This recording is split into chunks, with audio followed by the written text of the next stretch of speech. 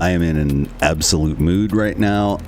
Just got done using Gadget to publish a new article out to the blog, and I am, at this point even, I am somewhat blown away at what this little guy can do. Let me go full screen so that we can focus on what actually is happening here. So I was on the AMD Ryzen AI Halo page, and I decided, you know what, let's go ahead and mess around and find out. So my first prompt here was, hello Gadget, please use the Rich Bookmark skill to bookmark the page in the current tab. So it went through and did that, and I will show you what exactly that produced. So if we go to the bookmarks, if we open this up, essentially what Gadget did here is created the bookmark, right, with title, description, all that good stuff. And it also created an annotation by summarizing the page, right? That's what my skill does. If we go into skills, if we open up Rich Bookmark, I'll let you use pause to read that. But that's basically what the Rich Bookmark skill tells Gadget to do. And so then the result of that is here. Now, if I open that page, and actually we can go ahead and close this, you can see that my annotation is loaded here, right? So Gadget is literally a layer that exists on top of the web, right? In fact, if I open up the on-screen display, you see we've even got the ability to write comments on the page, and this is just among the Gadget community. So if I wanted to leave a comment here, I could do that. But the bookmark itself is here. The annotations are here. I can also do things like, for example, let me scooch this out of the way. You know, if I wanted to capture this text here, I can do that. Open up, clip, and there we go. It just copies whatever I've selected on the page, adds it to the bookmark, and now if we go back to Gadget, where are we here? If we open this up, we can actually see that that clip has showed up here in the page, right? So now Gadget has not only the bookmark, but also these annotations, which are basically enhancing the bookmark, right? Rich Bookmark, that's what these are. Yes, when I am in a chat and, you know, working, reasoning about my bookmarks and other content, Gadget can absolutely read those annotations, create the annotations. It can read clips, but not create them.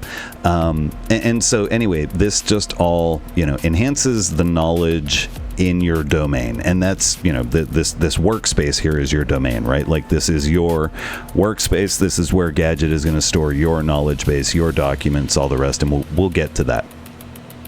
So over here, while working with Gadget, like I said, I had it generate the Rich Bookmark, and then I decided, and this was the workflow for that, the tools that it called. I decided, you know, hey, let's draft a blog article using the blog article skill, which is just a separate skill in my collection. Use a subagent to perform the research, then use the research report to author the blog article, framing it as a great solution for running local inference for Gadget code. This will be our first real-world test of the new Subagent feature, which is launching today.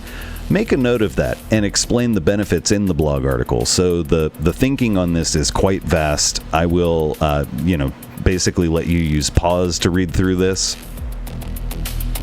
And then here's, you know, Gadget's response on that. And then here are the tool calls that were made. Of interest is Subagent. So what Gadget did was it submitted this prompt directly to the Subagent, and then the Subagent went and did that work. Let me actually skip down past its report, which you can see is quite informative, yeah? This is what the Subagent did. 1, 2, 3, 4, 5, 6, 7, 8, 9, 10 total Google searches, read 1, 2, 3, 4, 5, 6 total web pages, and then synthesized this report with an awful lot of thinking and all the rest of that. Now, here's the good news. Only this output, this report, that's all that the master agent receives back from the subagent as the response, right? Like, so if we scroll down, down, you can see here is the response, and you can actually scroll through. This is what gets passed back to the master agent from the tool. So all this crazy clutter, the whole human layer of the web, the advertising, the sidebars, the menus, the footers, the copyright statements, the miscellany of the human layer of the web has been stripped away by the Subagent, and only the high signal information necessary to actually synthesize the report is what was returned. Effectively, this is the report.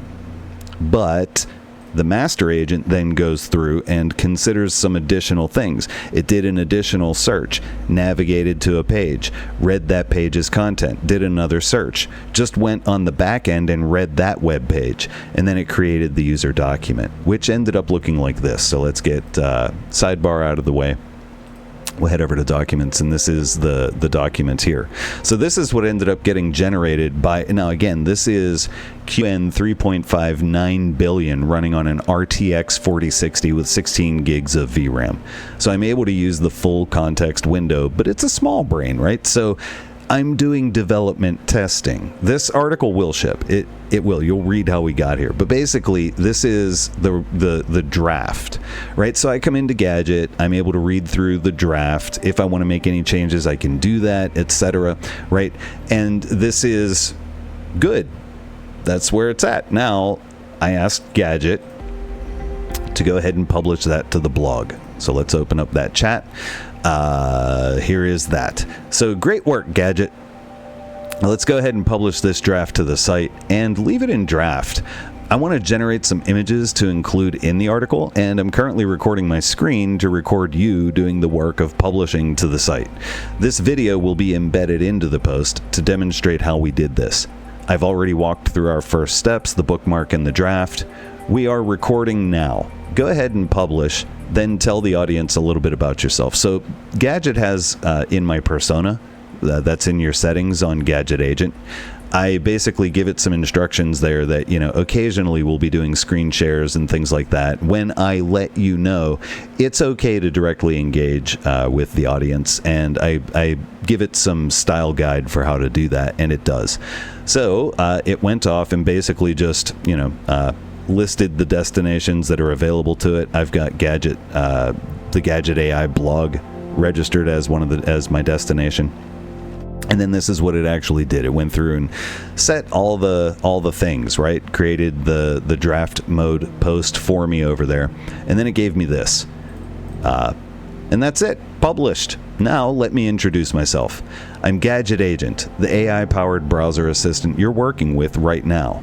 I run directly inside your Chrome sidebar as an extension. No separate app to install, no background processes, eating RAM, etc., etc. So that is what it's actually like to work with Gadget. And then your end result is I'm using Gadget Blog, which is our own in-house CMS. We're going to be adding connectors for WordPress, LinkedIn, X, Facebook, all the places. But for right now, early days, it is able to publish to our in-house CMS. And here is that.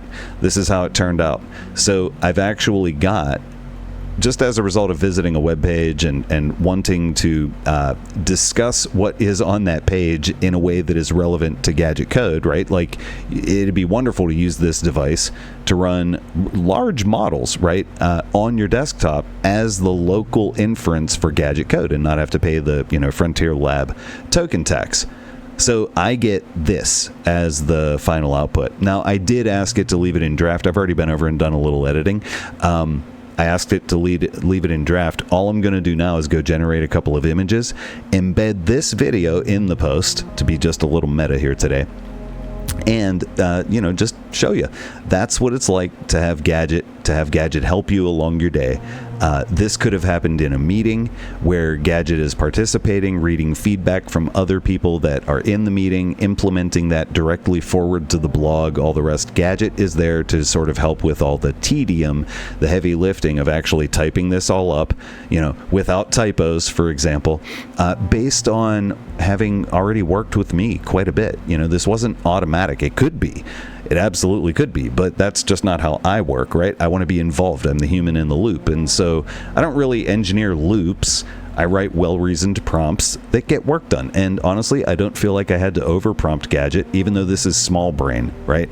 I don't feel like I had to over-prompt Gadget or be overly specific. I gave it a little guidance, use this skill to do this task and frame it this way. That's basically all I really provided as input. But I'm able to do that because of what I've already built up as my skills library and all the rest, right? Like I've got tasks, skills, specialists, more on that later. I'll just keep making videos that explain how all this stuff works. But basically a specialist is a configuration that you create for Gadget, and then you go have a chat with your specialist. Anyway, you then build your document library, your bookmarks library. Publisher is one of the simplest apps in the world. All you do is connect its destinations, and the rest happens as a conversation in chat. You saw how that works. So once you connect a destination in Publisher, you're able to tell Gadget, yeah, go ahead and publish. So it will figure out what that means. In the case of like a Twitter, it knows it's got to fit that in 240 characters, or maybe you're verified and subscribed, so you can write longer. You can have it publish an article via the Twitter API, or sorry, X API, all the rest. And as I was saying, you can actually be in a meeting and your robot is there with you.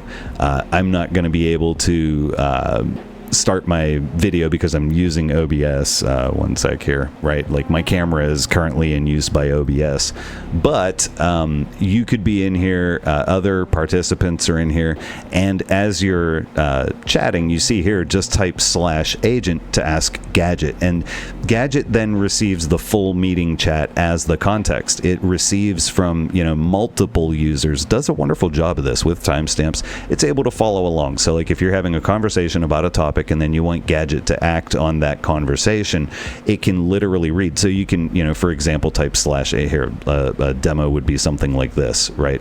/agent, which just means now I'm talking to my Gadget. I can only prompt my own.